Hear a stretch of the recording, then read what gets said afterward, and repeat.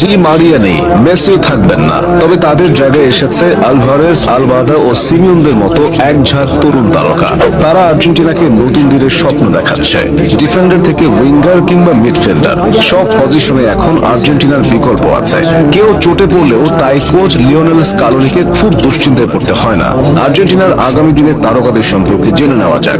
কিছুদিন আগেও থিয়াগো আলমাদাকে নিয়ে খুব বেশি আলোচনা ছিল না আলবিসেলেস্তা সমর্থকদের মাঝে। তবে 23 বছর বয়সী এই ফুটবলার নিজের সামর্থ্যটা প্রমাণ করেছেন।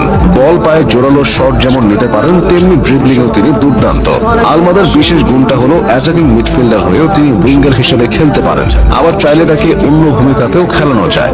বল কন্ট্রোল ও বল সাপ্লাইতে তিনি অনেকটা মেসির মতো কাজ করেন। 2026 বিশ্বকাপের পর মেসি থাকবেন না, সে অনুযায়ী নিজেকে প্রস্তুত করছেন আলমাদা। সুযোগ পেলে তিনি জ্বলে ওঠেন। অবশ্য ফ্রি কিক নেওয়াতে আগে থেকেই তার খ্যাতি আছে। ভবিষ্যতে জাতীয় দলেও নিয়মিত